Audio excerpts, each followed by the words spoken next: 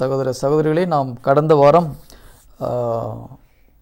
மறுபடியும் பிறப்பது எப்படின்றத குறித்து நம்ம தியானித்தோம். அதுக்கப்புறம் நம்ம மனசை புதுப்பிக்கணும் அப்படின்றத குறித்து நம்ம தியானித்தோம். எத்தனை பேர் எக்ஸசைஸ் பண்ணிங்க? கண்ணாடியை பார்க்கும்போதெல்லாம் எத்தனை பேர் இது நான் கிடையாது என்னுடைய உடல் அப்படின்னு சொல்லி எத்தனை பேர் சொன்னீங்க? சொன்னீங்களா, மறந்துட்டீங்களா? ஒரு சிஸ்டர் சொன்னன்றாங்க. ஓகே, அது அப்புறம் மறந்து போச்சு இல்லையா? அதுதான் ப்ராப்ளம். சரி, நம்ம பல வருடமாக நம்ம இது வரைக்கும் அந்த முகத்தை பார்க்கும்போது நான் தான் அப்படின்னு நம்ம நினச்சிட்டு இருக்கிறோம்.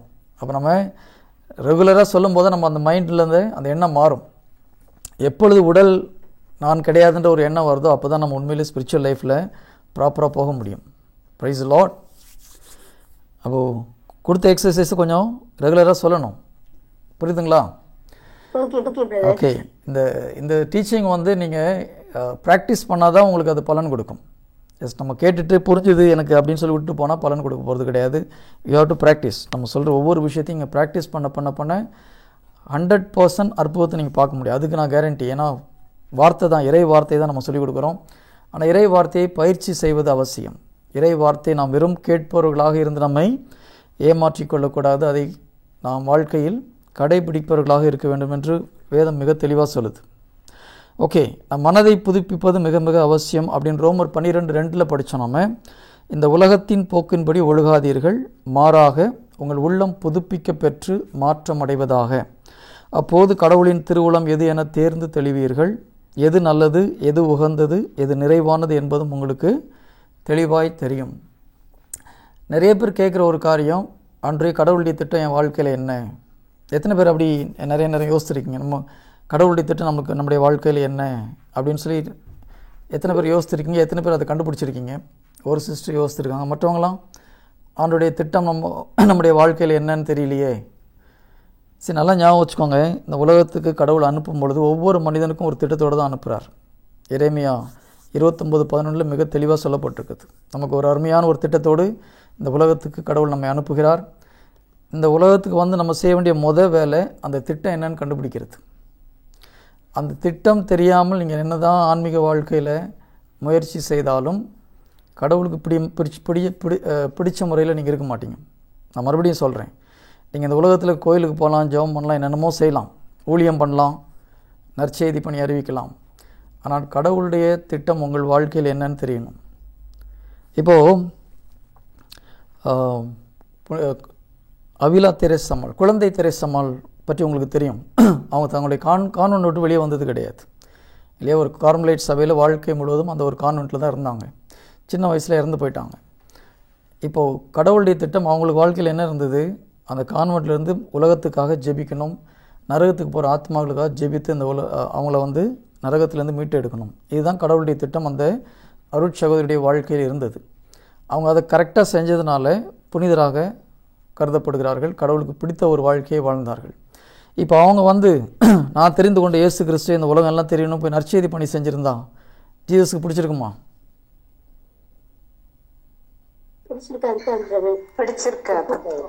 ஓகேங்களா? ஓகே, இன்னொரு எக்ஸாம்பிள். அன்னை தெரேசால் உங்களுக்கு எல்லாருக்கும் தெரியும். இந்த உலகத்திற்கு மக்களுக்காக அதாவது உலகத்தில் மனிதர் என்று கருதப்படாத இருந்த மக்களுக்கெல்லாம் போய் உதவி செஞ்சாங்க. கொஞ்சம் வாய்ஸ்.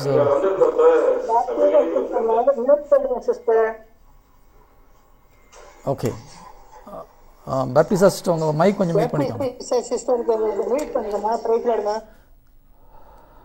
ஓகே, இப்போ அன்னை தெரேசால் போயிட்டு நற்செய்தி பண்ணியிருந்தா என்ன இருக்கும்? நான் இயேசு கிறிஸ்து உலகம்லாம் அறிவிக்க போகிறேன்னு சொல்லி மேடை போட்டு பேசியிருந்தாங்கன்னா கடவுளுக்கு பிடிச்சிருக்குமா? ஓகே, சவேரியார் பிரான்சிஸ் சேவியர், அவர் ஒரு கான்வென்ட்டில் போய் உட்காந்து ஜெபிக்க போகிறோம் உலக மக்களுக்காக, நற்செய்திலாம் பணியெல்லாம் செய்ய மாட்டேன்னு போயிருந்தாலும் கடவுளுக்கு பிடிச்சிருக்காது இல்லையா? இதில் முக்கியமாக நம்ம தெரிந்து கொள்ள வேண்டியது, கடவுள் எஜமான், நம்ம வேலைக்காரன்னு சொல்கிறோம். வேலைக்காரனுடைய வேலை என்னது? எஜமான் சொல்கிற வேலையை செய்கிறது தான் வேலைக்காரனுடைய வேலை. நல்லா கவனிச்சுக்கோங்க. எஜமான் சொல்கிற வேலையை விட்டுட்டு அவர் என்ன நல்ல வேலை செஞ்சாலும் எஜமானுக்கு பிடிக்குமா பிடிக்காதா? உங்கள் வீட்டில் வேலைக்கு ஒரு அம்மா வச்சுருக்கீங்கன்னு வச்சுக்கோங்க. அவங்க நீங்கள் சொன்ன வேலையை விட்டுட்டு மற்ற நிறைய வேலையை செய்கிறாங்கன்னு வச்சுக்கோங்க, உங்களுக்கு பிடிக்குமா?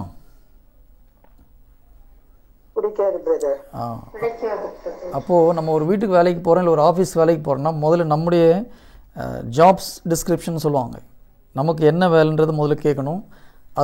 அதை கரெக்டாக செய்யும்போது தான் நம்முடைய அதிகாரிகளுக்கு பிடிக்கும். அதே போல் தான் ஜீசஸும். இந்த ஜீசஸ் ஒவ்வொருத்தரையும் இந்த உலகத்துக்கு அனுப்பும்போது ஒரு திட்டத்தோடு அனுப்புகிறார். அது ஒரு வளமான திட்டம், நல்ல திட்டம் தான். அப்போ நம்ம இந்த உலகத்தில் முதல் செய்ய வேண்டிய வேலை, அந்த திட்டம் என்ன என்பதை நாம் தெளிவாக கேட்க வேண்டும்.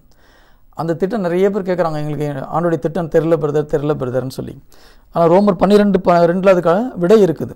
யாராவது ஒருத்தர் ரோமர் 12 மறுபடியும் ஸ்லோவாக படிங்க பார்க்கலாம். நான் ஏற்கனவே படித்தேன், இல்லை நானே படிக்கிறேன். இந்த உலகத்தின் போக்கின்படி ஒழுகாதீர்கள், மாறாக உங்கள் உள்ளம் புதுப்பிக்க பெற்று மாற்றம் அடைவதாக, அப்போது கடவுளின் திருவுளம் எது என தேர்ந்து தெளிவீர்கள். எப்போ கடவுளுடைய திருவுளம் எது நமக்கு தெரியும்? இந்த உலகத்தின் போக்கின்படி ஒழுகாமல் நம்முடைய உள்ளம் எப்பொழுது புதுப்பிக்கப்பட்டு மாற்றம் அடைகிறதோ, நம்முடைய மனது எப்பொழுது ரினியூ ஆகுதோ, அப்போ தான் நமக்கு கடவுளுடைய திட்டம் நம்முடைய வாழ்க்கையில் என்னன்னு தெரியும். ஜீசஸ்க்கு பிதாவுடைய திட்டம் அவருடைய வாழ்க்கையில் என்ன தெரியுமா தெரியாதா? ஓகே. அன்னை மரியாளுக்கு அவங்களுக்கு கடவுளுடைய திட்டம் அவங்களுடைய வாழ்க்கையில் என்னன்னு தெரியுமா தெரியாதா? தெரியும். இப்போ நம்ம யோவான் ஸ்நானன்ட்டு போய் மக்கள் கேட்குறாங்க இல்லையா, நீர் யாருன்னு கேட்குறாங்க. நீர் மெஸ்ஸியாவா? அவர் என்ன சொல்கிறாரு? நான் மெஸ்ஸியா கிடையாது. நீர் என்ன தீர்க்கதரிசியா? கிடையாது. நீர் என்ன எலியாவா? ஒன்றா கேட்குறாங்க. அவர் எல்லாத்துக்கும் என்ன சொல்கிறாரு? தெரியாதுன்னு சொல்லிட்டு கடைசியில் ஒரு வார்த்தை சொல்கிறார். பாலைவனத்தில் ஒரு குரல் கேட்கும் என்று எஸ்ஐயா தீர்க்கதரிசி சொன்ன அந்த குரல் நான் தான். மெஸ்ஸியாவுடைய வழியை ஆயத்தம் செய்ய வந்தவன் நான். அவருக்கு தெளிவாக தெரிஞ்சது தன்னுடைய வேலை என்ன, எதுக்காக அந்த உலகத்திற்கு வந்திருக்கிறோன்னு சொல்லிட்டு. கரெக்டாக மெஸ்ஸியா யாருன்னு இந்த உலகத்துக்கு சொல்கிறார். இந்த மெஸ்ஸியாவுடைய ஜாப் என்னன்னு சொல்கிறார். இவரே உலகத்தின் பாவத்தை சுமந்து தீர்க்கிற தேவ ஆட்டுக்குட்டின்னு இயேசு கிறிஸ்து பற்றி கரெக்டாக சொல்கிறாரு. பாருங்கள், அவர் இருந்தது மிக குறுகிய காலத்தில் அவர் தன்னுடைய திருப்பணியை செய்தார். மிஞ்சி போனால் ஒரு 6-7 மாதம் அவர் தன்னுடைய வேலையை செஞ்சுருப்பார். ஆனால் இயேசு கிறிஸ்து வாயிலே ஒரு மிகப்பெரிய ஒரு சர்டிஃபிகேட்டை வாங்கிட்டு போகிறார் இல்லையா? ஜீசஸ் அவரை பார்த்து என்ன சொல்கிறாரு? தாயின் வயிற்றில் பிறந்தவர்களில் யோவானை விட பிறந்தவர் யாரும் பெரியவங்க கிடையாதுன்னு சொல்கிறார். இதுதான் ஊழியத்திலும் சரி நம்முடைய வாழ்க்கையிலும் சரி மிக மிக முக்கியமான ஒரு காரியம். கடவுளுடைய திட்டம் என்னுடைய வாழ்க்கையில் என்னன்னு கண்டுபிடிக்கணும். அது கண்டுபிடிக்கிறதுக்கு மிக முக்கியமான வேலை என்னன்னா, இறை வார்த்தையின் அடிப்படையில் நம்முடைய சிந்தனையை புதுப்பிக்க வேண்டும். நம்முடைய சிந்தனை புதுப்பிக்க நமக்கு அடுத்த கட்டம் என்ன நம்முடைய வாழ்க்கையில் கடவுள் வச்சுருக்காருன்னு நமக்கு புரியும். இதை தெரியாமல் நீங்கள் என்னதான் பக்தி முயற்சியில் ஈடுபட்டாலும் ஜீசஸ்க்கு பிடிச்ச வேலையை செய்ய முடியாது. Price Lord. ஹல்லேலூயா. ஓகே, இங்கே இருக்கிறதுல எத்தனை பேருக்கு இயேசு கிறிஸ்துடைய திட்டம், பிதாவுடைய திட்டம் என்னுடைய வாழ்க்கையில் என்னன்னு எனக்கு தெளிவாக தெரியும் பிரதர் அப்படின்றவங்க எத்தனை பேர் இருக்கிறீங்க இங்கே?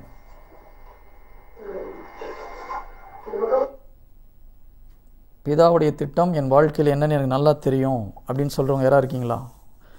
பேப்டிஸ்டா சிஸ்டர் ஓகே, ஆன் பண்ணி சொல்லுங்கள் பார்க்கலாம் சிஸ்டர்.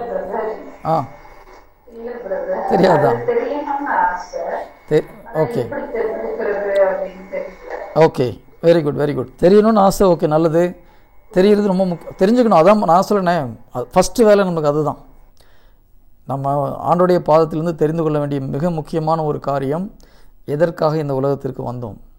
நீங்கள் புனித இக்னேஷியஸ் ஆஃப் லயோலா இஞ்ஞாசியார் அவருடைய தியானத்தில் பார்த்தீங்கன்னா அவர் ஃபஸ்ட்டு கேட்குற கேள்வி, எங்கேருந்து நீங்கள் வந்தீங்க, எதற்காக இந்த உலகத்துக்கு வந்தீங்க, என்ன செஞ்சிட்ருக்கிறீங்க, எங்கே போக போகிறீங்க, இந்த 4 கேள்வி தான் கேட்பார்.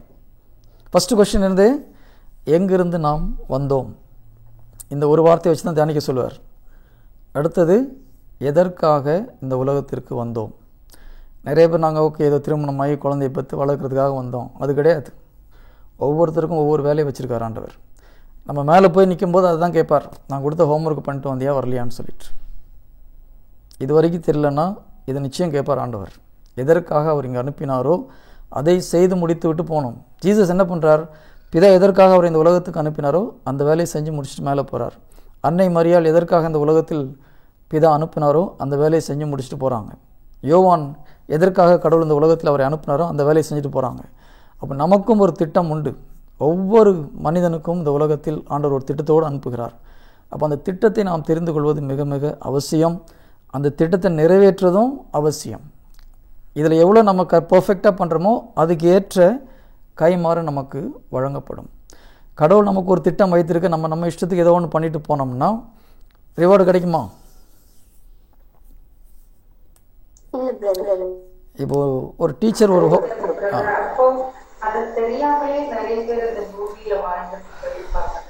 சிஸ்டர் தெரியாதுன்னு சொல்கிறது, இப்போ ஜீசஸ்ட்டு போய் மேலே போய் நின்று நீங்கள் தெரியலன்னு எனக்கு தெரியாதுன்னு சொல்ல முடியுமா? நீங்கள் இங்கேருந்து அமெரிக்கா போகிறீங்க சிஸ்டர், அங்கே ஒரு ரூல்ஸ் பிரகாரம் வாழாமல் ஒரு தப்பு பண்ணிட்டீங்க, உங்களை தூக்கி ஜெயிலில் தூக்கி போகிறாங்க. எனக்கு இந்த நாட்டுடைய ரூல்ஸ் தெரியாதுன்னு சொல்ல முடியுமா?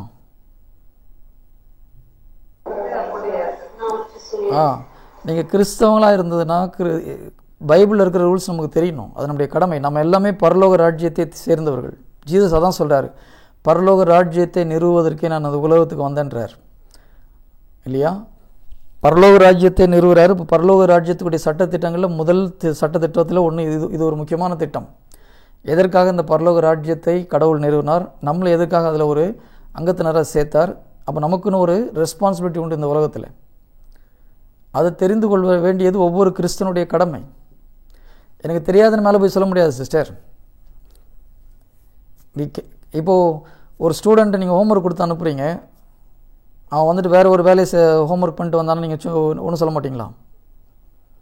சம்மந்தம் இல்லாத ஒரு வேலையை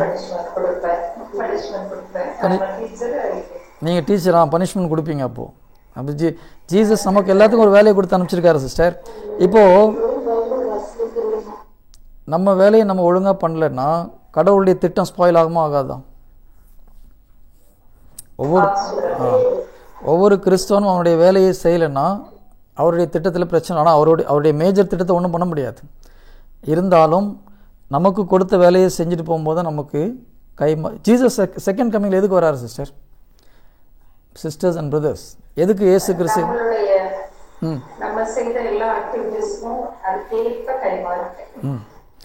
நிறைய பேர் இயேசு கிறிஸ்து தண்டனை கொடுக்க வரப்போறாரு, ஜட்ஜ்மெண்ட் கொடுக்க வரப்போறான்னு நினச்சிட்டு இருக்காங்க. திருப்பிடுவார், இல்லைன்னு சொல்லலை. ஆனால் உண்மையிலே நாம் செய்த நல்ல காரியங்கள் செஞ்சிருந்தோம்னா கைமாறு கொடுக்க தான் வரப்போறார். he will give reward to the people who did their job properly. அப்போ எதுக்கு ரிவார்டு கொடுப்பார்? அவர் நமக்கு குறித்த காரியத்தை நம்ம ஒழுங்காக செஞ்சிருந்தோம்னா ரிவார்டு கொடுப்பார்.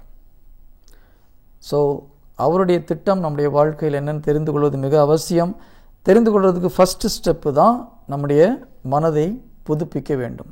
இந்த வசனம் என்ன சொல்லுது? இந்த உலகத்தின் போக்கின்படி ஒழுகாதீர்கள். இந்த உலகத்து மக்களுக்கு இதெல்லாம் தேவையில்லை.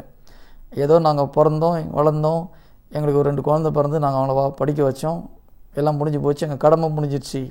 நான் ஒரு சில சகோதரர்களை பார்க்கும்போது சொல்கிறாங்க எங்கள் கடமை முடிஞ்சிடுச்சுன்னு. எந்த தைரியத்தில் சொல்கிறீங்கன்னு எனக்கு புரியல உண்மையிலே. அவர் சொன்ன வேலை என்னென்னு நமக்கு தெரியாமல் எந்த தைரியத்தில் நாங்கள் கடமையை முடிச்சிட்டோம்னு சொல்கிறீங்க? கிறிஸ்தவர்கள், நான் ஒரு தியானத்தில் ஒரு சகோதரி கேட்டேன், அவங்க பிள்ளைங்கள்லாம் நாங்கள் எல்லாம் சேர்த்து மேரேஜ்லாம் பண்ணி கொடுத்துட்டோம், எங்கள் கடமை முடிஞ்சு போச்சு. இதுதான் உங்கள் கடமைன்னு யார் சொன்னது உங்களுக்கு? பைபிள் அப்படி சொல்லிக் கொடுக்கல. ஜீசஸ் எதை சொல்கிறாரு? என் தந்தையுடைய சித்தத்தை செய்வதே என்னுடைய உணவுன்றார். அவ்வளோ அத்தியாவசிய தேவை ஒவ்வொரு கிறிஸ்தவனுக்கும். பிதா நமக்கு வைத்திருக்கிற திட்டத்தை செய்து முடிப்பது. செய்து முடிக்கிறதுக்கு முன்னால் முதல்ல நம்மளுக்கு என்ன திட்டம் தெரியணும். அதான் first step. Praise the Lord. இது வரைக்கும் நீங்கள் அதை ஃபோக்கஸ் பண்ணலன்னா இன்றைக்காவது அதை ஃபோக்கஸ் பண்ணுங்கள். ஃபஸ்ட்டு நம்முடைய வாழ்க்கையில் கடவுளுடைய திட்டம் என்ன, அது தெரிந்து கொள்வதற்கு முதல் ஸ்டெப் நம்முடைய சிந்தனையை புதுப்பிக்க வேண்டும். எப்படி புதுப்பிக்கிறது? அதுதான் நான் லாஸ்ட் டைம் சொன்னேன். ஒரு செகண்ட் ஷேர் பண்ணலாமா சிஸ்டர்? நான்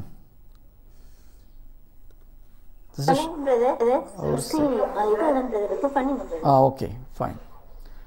ஸோ ஓகே, இந்த படத்தை நம்ம லாஸ்ட் டைமே ஷேர் பண்ணோம், பட் நான் மறுபடியும் ஷேர் பண்ணுறேன்.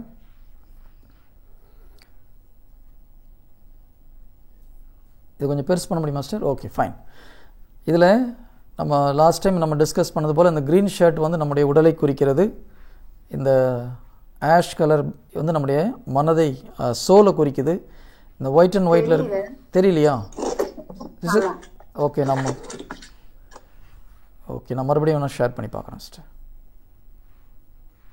ஓ நோ நோ நோ தெரியுதா? ஓ, ஸோ நான் வேறு கட் பண்ணிட்டேன். ஒரு செகண்ட் மட்டும் தெரியல பாரு. இப்போ போயிடுச்சு. இப்போ நான் கட் பண்ணிட்டேன். ஒரு second, I'll just open it again. தெரியலன்னு சொல்லுங்க நீங்க. இப்போ பாருங்க பிரதர், இப்போ தெரியுதா? Okay, fine. ஓகே, இந்த க்ரீன் ஷர்ட் போட்டிருக்கிறது நம்முடைய உடலை குறிக்கிறது.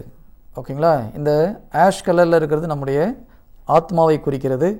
ஒயிட் அண்ட் ஒயிட்டில் இருக்கிறது நம்முடைய ஆவியை குறிக்கிறது. இப்போது நம்முடைய ஆத்மா எதை வந்து ஆத்மாவை கண்ட்ரோல் பண்ணுறதுன்னு ரொம்ப முக்கியம். உதாரணமாக இப்போது நம்ம எதை பார்க்கிறோமோ, எதை கேட்கிறோமோ, எதை உணர்கிறோமோ அதெல்லாம் நம்ம மைண்டில் வருது. அதுதான் சோலில் தெரியுது இல்லையா? இப்போ நம்ம எதை வச்சு டெசிஷன் எடுக்கிறோன்றது ரொம்ப முக்கியம். நார்மலாக நம்ம எதை வச்சு டெசிஷன் எடுக்கிறோம்? கண்ணால் பார்க்குறது, காதால் கேட்குறது, நம்முடைய உணர்வுகள் என்னென்ன சொல்லுதோ அதை கொண்டு நம்ம டெசிஷன் எடுக்கிறோம். அப்போ டெசிஷன் எங்கே எடுக்கிறோம்? டெசிஷன் நம்முடைய ஆத்மாவில் தான் எடுக்கிறோம். இதான் நம்ம சோலில் எடுக்கிறோம். ஓகேங்களா? ஸோ இந்த சோலில் எப்படி டெசிஷன் எடுக்கிறோம்? நம்ம எதை பார்க்குறோமோ, எதை கேட்குறோமோ, எதை படிக்கிறோமோ, மற்றவங்க என்ன சொல்கிறாங்களோ இதை கொண்டு நாம் டெசிஷன் எடுக்கிறோம். இதுதான் உலகத்து மக்களும் செய்கிறாங்க, கிறிஸ்தவர்களும் செய்கிறாங்க. ஆனால் கடவுள் நம்மளை அப்படி டெசிஷன் எடுக்க சொல்லலை. இங்கே பாருங்கள், இந்த மிரரை பார்க்கும்போது நம்முடைய உடல் என்ன இருக்குன்னு தெரியுது. ஓகேங்களா? யாக்கோபு 1வது அதிகாரம் 20வது இறை வசனத்தை யாராவது படிச்சிங்கன்னா நானே படிக்கிறேன். நான் யாக்கோபு 1:20. இறை வார்த்தையை கேட்கிறவர்களாக மட்டும் இருந்து உங்களை ஏமாற்றிக் கொள்ள வேண்டாம், அதன்படி நடக்கிறவர்களாயும் இருங்கள். ஏனென்றால் வார்த்தையை கேட்டு அதன்படி நடவாதோர் கண்ணாடியிலே தம் முகத்தை பார்த்துவிட்டு சென்று உடனே தாம் எவ்வாறு இருந்தார் என்பதை மறந்துவிடும் ஒரு மனிதருக்கு ஒப்பாவார். இப்போ இங்கே யாக்கோபு என்ன சொல்கிறாரு? இறை வார்த்தையை கேட்டுட்டு அதன்படி நடக்காத ஒரு மனிதனை கண்ணாடியில் முகம் பார்க்குறவருக்கு கம்பேர் பண்ணுறார். ஓகே, ஒருத்தர் கண்ணாடியில் முகத்தை பார்த்துட்டு முகத்தில் ஒரு அழுக்கு இருக்குது, இல்லை ஒரு பொட்டு தப்பாக இருக்குன்னு வச்சுக்கோங்க. நீங்கள் பொட்டு அட்ஜஸ்ட் பண்ணாமல் போவீங்களா? ஹலோ, போக மாட்டீங்க இல்லையா? ஓகே, பொட்டு சென்ட்ரல் இல்லை சைடாக இருந்தால் என்ன பண்ணுவோம்? அட்ஜஸ்ட் பண்ணிட்டு தான் போகிறீங்க. இதே போல் இப்போது ஒரு மனிதன் ஒருவேளை நீங்கள் கண்ணாடியில் பார்த்துட்டு அந்த பொட்டை அட்ஜஸ்ட் பண்ணாமல் போனீங்கன்னா அந்த ஆளை பார்த்து என்ன சொல்லுவீங்களோ அதே போல தான் இறை வார்த்தையை படித்து விட்டு அதன்படி நீங்கள் நடக்காமல் இருந்தாலும் அதற்கு இதே போல் மனிதன் தான் ஒப்புமைப்படுத்துகிறார். இது ரெண்டையும் ஒப்புமைப்படுத்துகிறார். அப்போ கண்ணாடிக்கு எதை ஒப்புமைப்படுத்துகிறார் யாக்கோபு? இறை வார்த்தை. இறை வார்த்தைக்கு கண்ணாடியை ஒப்புமைப்படுத்துகிறார். இப்போ இந்த படத்தில் பார்த்தீங்கன்னா, இந்த கண்ணாடியில் பார்த்தீங்கன்னா அந்த க்ரீன் ஷர்ட் தெரியுது இல்லையா? க்ரீன் ஷர்ட் போட்டிருக்கிறது தெரியுது. இன்னொரு கண்ணாடி ரைட் சைடில் ஒரு கண்ணாடி காமிக்கிறாங்க, அதுதான் பைபிள். அந்த பைபிள் யாருடைய பிம்பம் தெரியுது? நம்முடைய ஆவியுடைய படம் அங்கே தெரியுது. அப்போ நம்ம ஆவிக்குள்ளாக என்ன இருக்கிறது அப்படின்றத நம்ம இறை வார்த்தை படிக்கும்போது தெரியும். அதை நம்ம மைண்டை அதை வச்சு ரினியூ பண்ணணும். நான் அப்படின்னு சொல்கிறது நம்ம ஆவியில் எப்படி இருக்குமோ அதுதான் நான். நம்ம உடலில் எப்படி இருக்கிறோன்றது நான் கிடையாது. நான் மறுபடியும் சொல்கிறேன், நம்ம கண்ணாடியில் முகத்தை பார்க்குறோம், இறை வார்த்தையில் நம்முடைய ஆவியில் என்ன இருக்குன்றதை பார்த்து அந்த ஆவியில் நம்மை குறித்து என்ன சொல்லியிருக்கோ அதை நாம் விசுவசிக்க வேண்டும், அதை நாம் சிந்தனையை புதுப்பிக்க வேண்டும், அதை படித்து. இதுதான் மைண்ட் ரினியூவல்னு சொல்கிறது. நான் லாஸ்ட் டைம் சொன்னேன், இப்போ நீங்கள் ஆவியில் பார்க்கும்போது என்ன சொல்லுவோம்? அந்த கண்ணாடி என்ன சொல்லும்? புக்கு என்ன சொல்லுது? மனிதன்றவன் ஒரு ஸ்பிரிட்டு, இந்த பாடி கிடையாது. ஏன்னா யாக்கோபும் பேதுருவும் சொல்கிறாரு, சென்ட் பாலும் சொல்கிறாரு, நாங்கள் இந்த உடல் என்ற கூடாரத்தில் தங்கியிருக்கிறோம் இல்லையா? நான் இந்த உடல் என்ற கூடாரத்தில் தங்கியிருக்கேன்னா நான் சொல்லும்போது இந்த உடல் நான் கிடையாது, என்னுடைய ஆவி ஆத்மா தான் நான். குறிப்பாக ஆவி தான் நான், எனக்கு ஒரு ஆத்மா இருக்குது. ஸோ நான்றது யார்? என்னுடைய ஆவியை குறிக்குது. அப்போ நீங்கள் கண்ணாடியில் பார்க்கும்போது என்ன சொல்லணும்? இது நான் கிடையாது, இது என்னுடைய பாடி. இதை நீங்கள் கரெக்டாக சொல்லிட்டே வந்தீங்கன்னா உங்களுக்கு தெரியும், உங்களுடைய உடலையும் உங்களையும் பிரித்து பார்க்க முடியும். இது ரொம்ப முக்கியம். எப்பொழுது உங்கள் உடலை விட்டு உங்களால் பிரித்து மைண்டை ரினியூ பண்ண முடியுதோ வாழ்க்கையில் நிறைய காரியத்தை நம்ம விட்டுருவோம். இந்த உலகத்தின் மேலே இருக்கிற அட்ராக்ஷன் போயிடும், சொத்து மேலே இருக்கிற அட்ராக்ஷன், உலக பெருமைகளெல்லாம் நம்மளை விட்டு போயிடும், மற்றவங்க என்ன நினைப்பாங்கிறது நம்மளை விட்டு போயிடும், நம்ம அழகை குறித்த கவலை நம்மளை விட்டு போயிடும், உடலை குறித்த கவலையை விட்டு போயிடும், நிறைய விஷயங்கள் போயிடும். எப்போ நான் இந்த உடல் கிடையாதுன்றது நமக்கு மைண்ட் ரினியூவ் ஆகும்போது. Praise the Lord. இறை வார்த்தையை படித்து நம்ம தெரிந்து கொள்வது ஒன்று, அதை ப்ராக்டிஸ் பண்ணுறது ஒன்று. அதுதான் மைண்டை ரினியூ பண்ணோம். உங்கள் மனப்பாங்கு புதுப்பிக்கப்பட வேண்டும். உள்ளம் புதுப்பிக்க பெற்று மாற்றம் அடைவதாகன்றாரு. உள்ளம் புதுப்பிக்க பெற்றால்தான் வாழ்க்கையில் மாற்றம் வரும். இப்போ உதாரணமாக யோவான் ஸ்நானன், திருமுழுக்கு யோவான் வந்து பிரசங்கம் பண்ணும்போது என்ன சொல்கிறாரு? மனம் மாறி நற்செய்தியை நம்புங்கள்ன்றார். ஏசு கிறிஸ்து வந்து பிரசங்கம் ஆரம்பிக்கும் போது முதல் வார்த்தை தான் சொல்கிறார், மனம் மாறி நற்செய்தியை நம்புங்கள். பேதுரு தன்னுடைய முதல் பிரசங்கத்திலையும் என்ன பண்ணுறாரு? மக்கள் வந்து கேட்குறாங்க, மனம் குத்தப்பட்டவர்களாய் நாங்கள் என்ன செய்ய வேண்டும் என்று கேட்குறாங்க. அப்போஸ்தலர் பணி 2:37 அவர் என்ன சொல்கிறாரு? நீங்கள் மனம் மாறி திருமுழுக்கு பெறுங்கள். அப்போ இந்த மனம் மாறுங்கள்ன்றது ரொம்ப ரொம்ப முக்கியம். மனம் மாறுறது வேற, மனம் வருந்துறது வேற. கரெக்டா? ரெண்டு ஒன்றா வேறையா? நிறைய பேர் மனம் வருந்துறோம். நம்ம ஒரு பாவத்தில் விழும்போது மனம் வருந்துறோம், ஆனால் மனம் மாற மாட்டேங்கிறோம். ஜீசஸ் வந்து மனம் மருந்துங்கன்னு சொல்லலை, மனம் மாறுங்கன்னு சொல்கிறாரு. மனம் வருந்த வேணான்னு சொல்லலை அவர். மனம் நல்ல ஒரு மன வருத்தம் மன மாற்றத்தை கொடுக்கணும். ஆனால் மனம் மாறலைன்னா நீங்கள் மனம் வருந்தி பிரயோஜனம் இல்லை. நான் மறுபடியும் சொல்கிறேன், ஒரு பாவத்தில் விழும்போது நாம் வேதனைப்படுவது நல்லது. ஐயோ அந்த பாவம் செஞ்சு ஆண்டவரை நான் கஷ்டப்படுத்திட்டேன்ற ஒரு உண்மையான மன வருத்தம் நல்லது. ஆனால் அந்த மன வருத்தம் மன மாற்றத்தில் வந்து முடியணும். மன மாற்றத்தில் முடியலன்னா அது போலித்தனமான மன வருத்தம். கரெக்டுங்களா? இப்போது பேதுரு பாவம் செய்தார், இயேசு கிறிஸ்து 3 முறை காட்டி கொடுத்தார். அதுக்கப்புறம் மனம் கசிந்து அழுதார்னு பைபிள் சொல்லுது. அந்த மனம் கசிந்து அழுந்து திரும்பி ஜீசஸ் வரும்போது ஜீசஸ்க்காக தன்னோட வாழ்க்கையை கொடுத்தாரா, கொடுக்கலையா? ஓகே. அதான் பைபிள் சொல்லுது, 2 வகையான மன வருத்தம் உண்டு. ஒரு வகையான மன வருத்தம் கடவுளிடம் அழைத்து செல்லும், வேறு வகையான மன வருத்தம் சாவை நோக்கி அழைத்து செல்லும் இருக்குது. இதில் 2 வகையான மன வருத்தம் உண்டு. ஒரு மன வருத்தம், நான் கடவுளை காயப்படுத்திட்டேனே, கடவுளை மன வேதனைப்படுத்திட்டேனேன்னு சொல்லி நம்ம மனம் வருந்தி மன மாற்றத்தில் கொண்டு போகணும். அப்போ தான் நம்ம உண்மையான மன மாற்றத்துக்கு வரணும். அதுதான் உண்மையான மன வருத்தம். இன்னொன்று மன வருத்தம், ஐயோ நான் பாவம் பண்ணிட்டேன்னா, நான் பாவி, நான் ஆண்டவருக்கு ஊழியம் பண்ண தகுதி இல்லவன், நான் தகுதி இல்லாத மனுஷன். இந்த மன வருத்தம் என்ன பண்ணோம்? சாவில் போய் முடியும். யூதாஸ் அப்படி தான் போய் முடிஞ்சார். இதில் நடுவில் ஒரு பிரச்சனை இருக்குது. நான் மனம் மறந்துறேன், ஐயோ நான் பாவம் பண்ணிட்டேன் என்ன சொல்லுவாங்க, செய்வாங்க, மன மாற்றமே அடையாமல் இருப்பாங்க. அது உண்மையான மன வருத்தம் கிடையாது. உண்மையான மன வருத்தம் மன மாற்றத்திற்கு நம்மை அழைத்து செல்ல வேண்டும். அதனால தான் நம்ம பாவ சங்கீதனம் பண்ணும்போது ஒரு வார்த்தை சொல்லுவோம் இல்லையா? உத்தம மனஸ்தாபத்தில் என்ன சொல்கிறோம்? மனம் வருந்துவதை நம்ம நிறுத்திடுறோமா? மனம் வருந்துறோம். அந்த ஜெபத்தில் என்ன சொல்கிறோம் கடைசியில்?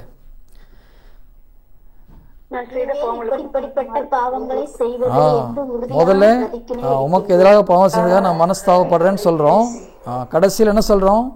இதுக்கப்புறம் இந்த பாவத்தை செய்ய மாட்டேன்னு உறுதியான மனதுடன் பிரதிக்கினை செய்கிறோம்.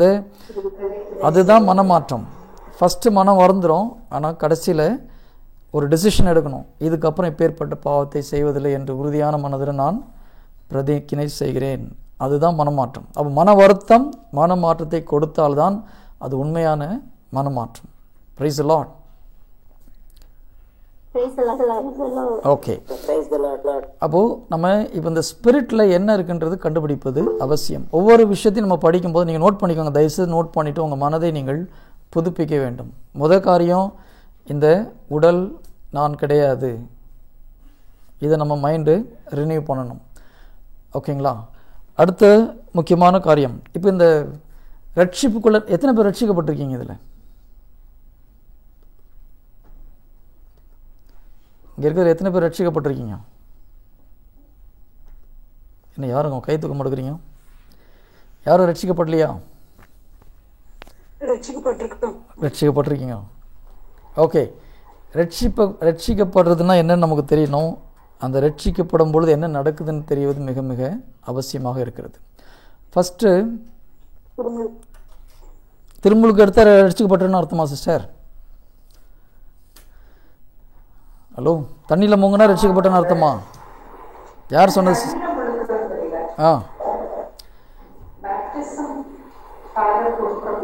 பாவங்கள் எல்லாம் கழுவப்படுது. நல்லா ஞாபகம் வச்சுக்கணும். பைபிள் என்ன சொல்லுதுன்றது பாருங்கள். நீங்கள் சாக்ரமெண்ட் எல்லாம் பைபிள்லேருந்து வந்தது தான். எந்த சாக்ரமெண்ட்டும் இறை வார்த்தையில் இல்லாமல் வந்தது கிடையாது. எல்லா சாக்ரமெண்ட்டும் இறை வார்த்தையின் அடிப்படையில் கத்தோலிக்க திருச்சபை செஞ்ச சாக்ரமெண்ட் தான். ஆனால் எந்த அடிப்படையில் அந்த சாக்ரமெண்ட் செஞ்சுருக்காங்கன்னு தெரிஞ்சால் தான் அது நம்ம வாழ்க்கையில் பலன் கொடுக்கும். ஓகேங்களா? நான் ஞானஸ்தானம் வாங்கினா எல்லாம் நடந்துடும், ஃபைன். பட் எந்த அடிப்படையில் அந்த ஞானஸ்தானத்தை கொடுக்குறாங்க அது நமக்கு தெரியும் போது தான் அதனால் உள்ள பலனை நாம் பெற்றுக்கொள்ள முடியும். இல்லைன்னா நமக்கும் மற்றவங்களுக்கும் ஒரு வித்தியாசம் இல்லாத ஒரு வாழ்க்கையை தான் வாழ்ந்துட்டுருப்போம். ஞானஸ்தானத்தில் என்ன நடக்குது அது நமக்கு தெரியணும்.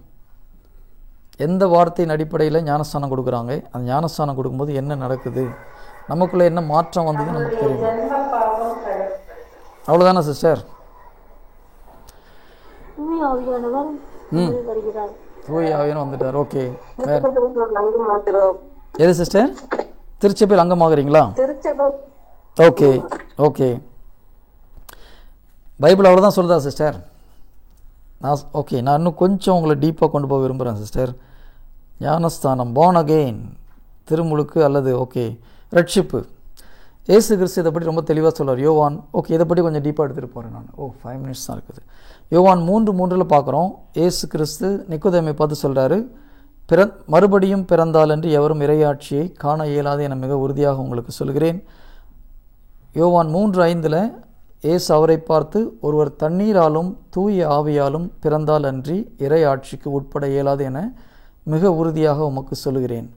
மனிதரால் பிறப்பவர் மனித இயல்பை உடையவர், தூய ஆவியால் பிறப்பவர் தூய ஆவியின் இயல்பை உடையவர்.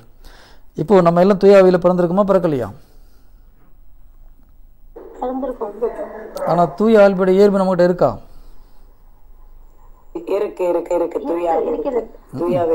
ஆமாம். கலாத்தியர் 5:23 கொஞ்சம் படிச்சுட்டு சொல்லுங்கள், அந்த இயல்பு நம்மகிட்ட இருக்கான்னு சொல்லிட்டு. யாராவது ஒருத்தர் கலாத்தியர் 5:23 படிங்க பார்க்கலாம். இதெல்லாம் நிரந்தரமாக நம்மகிட்ட இருந்ததுன்னா நம்ம தூய ஆவியோட இயல்பை கொண்டிருக்கோன்னு அர்த்தம். யாராவது படிக்க முடியுமா? கலாத்தியர் 5வது அதிகாரம் 23வது இறை வார்த்தை. தூய ஆவியின் கனியோ அன்பு, ஆனால் தூயாவின் கனியோ அன்பு, மகிழ்ச்சி, அமைதி, பொறுமை, பரிவு, நன்மை, கனிவு, ஓகே. இதெல்லாம் நம்மக்கிட்ட பூர்ணமாக இருக்குதா சிஸ்டர்ஸ் அண்ட் பிரதர்ஸ்? இதெல்லாம் நம்மகிட்ட கரெக்டாக இருந்ததுன்னா நம்ம தூய ஆவியோட இயல்பை கொண்டு இருக்கிறோம். ஆனால் உண்மையிலே நம்முடைய வாழ்க்கையில் இதெல்லாம் கரெக்டாக செயல்படுத்துகிறோமா இந்த அளவுக்கு? அப்போ நம்ம இப்போது பைபிள் என்ன சொல்லுது? நாம் மனிதரால் பிறப்பவர் மனித இயல்பை உடையவர், தூய ஆவியால் பிறப்பவர் தூய ஆவியின் இயல்பை உடையவர். இறை வார்த்தை சொல்லுது நம்ம தூய ஆவியின் இயல்பை உடையவர். ஆனால் நம்ம வாழ்க்கையில் தூய ஆவியின் இயல்பு நிறைய இடத்துல இல்லை. அப்போ எங்கே ப்ராப்ளம்? நான் சொல்கிறது இப்போ டிஃப்ரென்ஸ் புரியுதுங்களா? இறை வார்த்தையின் பிரகாரம் நம்ம தூய ஆவியில் பிறந்திருக்கோம், தூய ஆவியினுடைய இயல்பை பெற்றிருக்கிறோம். ஆனால் நம்முடைய வாழ்க்கையில் நம்முடைய ஆக்ஷனில் தூய ஆவியுடைய இயல்பு நிறைய இடத்துல இல்லை. அப்போ எதனால இல்லை அதை நம்ம கண்டுபிடிக்கிறது மிக மிக அவசியம். அதை விட்டுட்டு இல்லை எங்கிட்ட தூய ஆவி இயல்பு இருக்குன்னா நீங்கள் அதை கனியை ப்ரொடியூஸ் பண்ணணும். நான் உண்மையில் ஃபுல்லாக ப்ரொடியூஸ் பண்ண முடியல என்னால். நீங்கள் ஒரு சிலர் நாங்கள் அந்த கனி எங்கிட்ட அந்த இயல்பு இருக்குது, ஃபுல்லாக இருக்குதுன்னு சொல்கிறீங்க. இருந்தால் அவங்களுக்கு நம்மளாம் செயின்ட் படுத்து தான் ரெக்கமெண்ட் பண்ணணும். தூய ஆவியின் இயல்பு நம்மகிட்ட ஃபுல்லாக இருந்ததுன்னா நீங்கள் கிட்டத்தட்ட செயின்ட் ஆகிட்டீங்கன்னு அர்த்தம், ஜீசஸ் மாதிரி ஆகிட்டீங்கன்னு அர்த்தம். நம்ம எல்லாருமே ஜீசஸ் மாதிரி ஆகணும், அதான் அவருடைய விருப்பம். Praise the Lord. ஓகே, நான் சொல்கிறது யாரும் தப்பாக நினச்சிக்காங்க, நான் உண்மையை சொல்கிறேன். இறை வார்த்தை சொல்லுது தூய ஆவியின் இயல்பை நம்ம பெற்றிருக்கிறோம். எப்போது? ஞானஸ்தானத்தின் வழியாக. ஆனால் நம்முடைய வாழ்க்கையில் அதை நம்ம நிறைய இடத்துல பார்க்க முடியறதில்லை. கோபம் சில நேரத்தில் வந்துடுது, சில பாவங்களில் மீண்டும் மீண்டும் விழுறோம் இல்லையா? செல்ஃப் கண்ட்ரோல் இல்லை, சில நேரத்தில் நம்ம சோகமாக இருக்கிறோம், மகிழ்ச்சி இல்லை. அப்போ இதெல்லாம் பார்க்கும்போது அந்த தூய ஆவியின் இயல்பு நிறைய இடத்துல மிஸ் ஆகுது. ஒன்று இறை வார்த்தை, இன்னொன்று நம்முடைய வாழ்க்கை. நம்முடைய வாழ்க்கையை தான் நம்ம ஃபேக்ட்னு சொல்கிறோம், நம்ம கண்ணால் பார்க்குற ஒரு விஷயம். ஆனால் காணாத இறை வார்த்தை என்ன சொல்லுது? நாம் தூய ஆவியின் இயல்பை பெற்றிருக்கிறோம். இது ரெண்டில் எது உண்மை? இயல்பை பெறாதது தான் உண்மை. வேற யாராவது? தூய ஆவியின் இயல்பை பெற்றிருக்கிறோமே ஒழிய அதை செயல்படுத்த நாம் விரும்புவதில்லை. பிரதர், நான் கேட்ட கேள்வி ஒன்று என்னுடைய வாழ்க்கையில் தூய ஆவியின் இயல்பு சரியாக செயல்படலை. இன்னொன்று பைபிளில் நான் தூய ஆவியின் இயல்பை பெற்றிருக்கிறேன். இது ரெண்டில் எது உண்மை?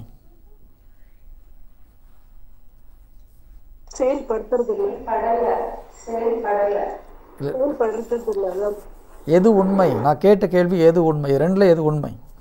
நீங்கள் செயல்படுத்துறீங்க பண்ணல. ஓகே ஓகே, எல்லாம் என்ன சொல்கிறீங்க? செயல்படுத்தாது உண்மைன்றீங்க. அது உண்மை கிடையாது. அது உண்மை கிடையாது. நம்ம தூய ஆவியின் இயல்பை பெற்றிருக்கோன்றது தான் உண்மை. சரி, நமக்கு உண்மைன்னா என்னன்னு தெரியணும் முதல்ல. இப்போது நீங்கள் கண்ணில் பார்க்குறத வச்சு அது உண்மைன்னு சொல்கிறீங்க. பைபிள் பிரகாரம் உண்மைன்றது என்ன தெரியுமா? ஜீசஸ் பிலாத்து மேலே என்ன சொல்கிறார்? உண்மைக்கு சான்று பகரவே நான் வந்தேன்றாரு. அப்போ பிலாத்து கேட்குறான், உண்மையா அது என்னன்னு கேட்குறான். அதே கேள்வி நான் உங்ககிட்ட கேட்குறேன், உண்மைனா என்ன?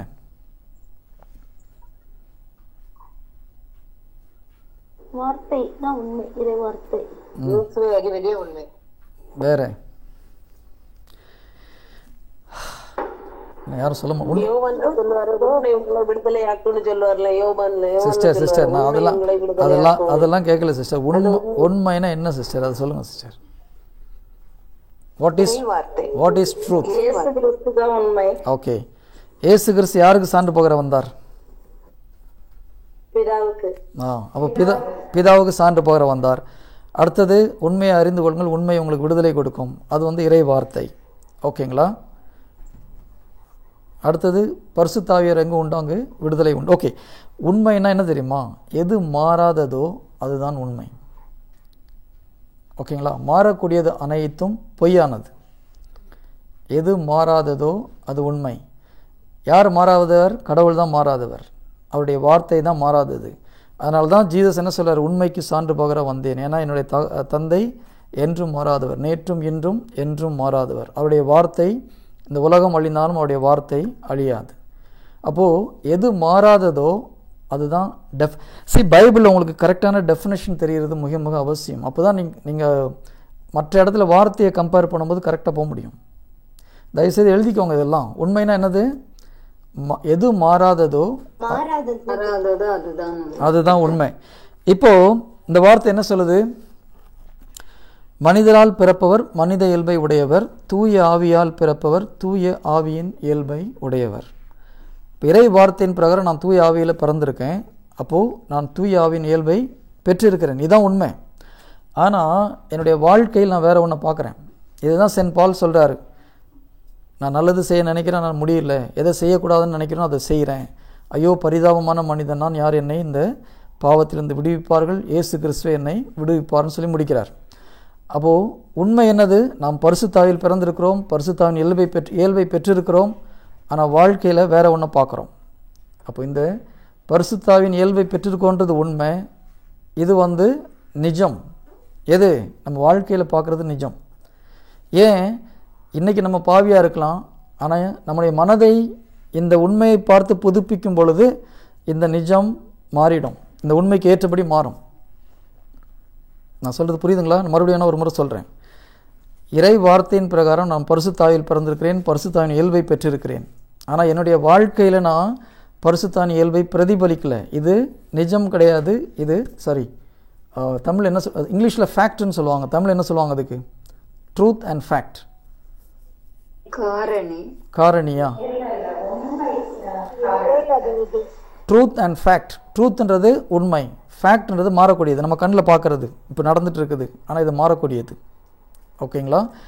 ஸோ கிறிஸ்துவ வாழ்க்கையோட மிக முக்கியமான ஒரு அடிப்படை பிரச்சனையே இதுதான். ஒரு பக்கம் உண்மை, ஒரு பக்கம் நம்ம வாழ்க்கையில் காண்கின்ற நிகழ்ச்சி.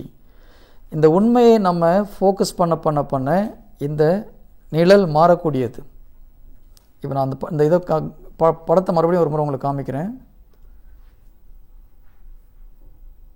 ஓகே, அந்த பிக்சர் தெரியுதா சிஸ்டர்? ஓகே, இப்போ நம்முடைய ஆவியில் நம்ம புதுப்படைப்பாக மாற்றப்பட்டிருக்கோம். இங்கே என்ன, இந்த ஆவியில் நம்ம பரிசுத்தாவின் இயல்பை பெற்றிருக்கிறோம். ஆனால் ஊன் இயல்பில் அந்த பரிசுத்தாவின் செயல்பாடை நம்ம பார்க்க முடியல. ஓகே, இப்போ எது உண்மை? நம்முடைய ஸ்பிரிட்டில் இருக்கிறது தான், ஆவியில் இருக்கிறது தான் உண்மை. ஏன்னா இது மாறாதது. நம்முடைய ஸ்பிரிட் அழியாதது. என்றைக்கும் நம்முடைய உடல் மாறக்கூடியது, நம்முடைய வாழ்க்கை மாறக்கூடியது. அப்போ இது மாற்ற முடியும். எதை வச்சு எதை மாற்றணும்? நம்முடைய ஆவியில் என்ன இருக்கிறதோ இதை நம்ம அறிக்கை பண்ண நம்முடைய மனது புதுப்பிக்கப்படும் பொழுது இந்த ஆவியில் இருக்கிற வல்லமை நம்முடைய ஆத்மா மூலியமாக நம்முடைய உடலையும் வாழ்க்கையையும் மாற்றும். நான் மறுபடியும் சொல்கிறேன், இங்கே தான் நம்முடைய ரியல் பவர் இருக்குது. நான் அப்படின்னு சொல்கிறது இங்கே தான். இந்த ஆவியில் பார்க்கும் பொழுது நாம் புது படைப்பாக மாற்றப்பட்டிருக்கிறோம். பைபிளில் 2 கொரிந்தியர் 5:17 சொல்லுது, இயேசு கிறிஸ்துவோடு இணைந்திருப்போருக்கு பழையன எல்லாம் கழிந்தன, எல்லாம் புதிதாகின. ஓகே, பழையன கழிந்து புதியன புகுந்ததன்றோ அப்படின்னு இருக்குது. அப்போ இங்கெல்லாம் நம்ம புதுப்பிக்கப்பட்டிருக்கிறோம். நாம் கடவுளுடைய இயல்பை பெற்றிருக்கிறோம். நாம் பாவம் செய்ய மாட்டோம். ஒன்று ஒன்றா பார்க்கலாம் என்னென்ன விஷயம் இருக்குன்னு சொல்லிட்டு. இதை நம்ம இந்த ஆத்மா என்ன பண்ணணும்? இந்த இறை வார்த்தை என்ற கண்ணாடியில் ஸ்பிரிட்டில் என்ன இருக்குன்னு பார்த்து நம்முடைய மனதை புதுப்பிக்க இந்த ஆவியில் இருக்கிற வல்லமை முழுவதும் நம்முடைய உடலிலும் வாழ்க்கையிலும் கடந்து வரும். எத்தனை பேருக்கு இது புரியுது? புரிஞ்சவங்க சொல்லுங்கள், புரியாதவங்களும் ஓகே. முதல்ல புரியாதவங்க யாராக இருக்கீங்களா? நான் சொன்னது புரியலன்னா சொல்லுங்கள். புரியுதா? சரி, புரிஞ்சவங்க சொல்லுங்கள் பார்க்கலாம். புரிஞ்சவங்க எத்தனை பேருக்கு புரியுது? ஒருத்தருக்கு தான் புரியுதா? ஓகே, 2 பேருக்கு புரியுது. மொத்தம் நிறைய பேர் இருக்கிறீங்க. 2-3 பேர் தான் புரியுதுன்றீங்க. நிறைய பேர் புரியலன்னு சொல்ல மாட்டேங்கிறீங்க. எத்தனை பேருக்கு புரியல? தயவுசெய்து புரியலன்னா சொல்லுங்கள். நான் இன்னொரு முறை எக்ஸ்பிளைன் பண்ணி பார்க்குறேன் வேறு மாதிரி. எல்லாருக்கும் புரியுதா? இன்னொரு முறை சொல்லணுமா? புரியல. Okay okay okay wait.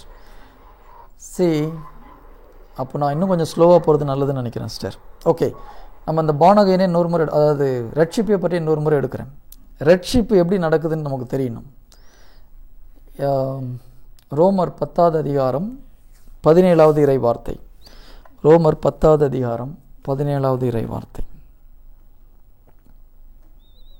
இந்த வார்த்தை என்ன சொல்லுதுன்னா, அறிவிப்பதை கேட்டால்தான் நம்பிக்கை உண்டாகும், கிறிஸ்துவை பற்றிய செய்தி அறிவிக்கப்பட்டால்தான் அதை கேட்க வாய்ப்புண்டு. எப்பொழுது இயேசு கிறிஸ்துவை பற்றிய நற்செய்தியை ஒருத்தர் அறிவிக்கிறாங்களோ, முக்கியமாக என்ன அறிவிக்கணும்? இயேசு கிறிஸ்து எதற்காக இந்த உலகத்திற்கு வந்தார், எதற்காக அவர் மரித்தார், நம்முடைய பாவங்களை அவர் எப்படி சுமந்தார், நமக்கு விடுதலை கிடைச்சது, அவர் இறந்து உயிர் தெழுந்ததுனால நமக்கு பாவத்திலிருந்து விடுதலை கிடைத்தது. இதை நம்ம எக்ஸ்பிளைன் பண்ணும்போது எந்த ஒரு மனிதன் அதை நம்பி ஏற்றுக்கொள்கிறானோ அதை ஏற்றுக்கொண்டு ஒரு முக்கியமான ஒரு காரியம் செய்யணும். ரோமர் 10வது அதிகாரம் 10வது அதிகாரம் 10வது இறை வார்த்தை. ரோமர் 10வது அதிகாரம் 10வது இறை வார்த்தை 9-10 சேர்த்துக்கலாம். ரோமர் 10வது அதிகாரம் 9-10 இறை வார்த்தைகள். அந்த வார்த்தை என்ன சொல்லுது? ஏனெனில் இயேசு ஆண்டவர் என வாயார சிஸ்டர் நீங்கள் தயவுசெய்து நானே படிச்சேன் இருங்க. ஹலோ சிஸ்டர், நான் படிக்க சொன்னால் மட்டும் படிங்க, இல்லை வேண்டாம். ஓகேங்களா? இயேசு ஆண்டவர் என வாயார அறிக்கையிட்டு இறந்த அவரை கடவுள் உயிர்த்தெழச் செய்தார் என நீங்கள் உள்ளூர நம்பினால் மீட்பு பெறுவீர்கள். எப்போ ஒரு மனிதன் மீட்பு பெறுகிறான்? இயேசு நமக்காக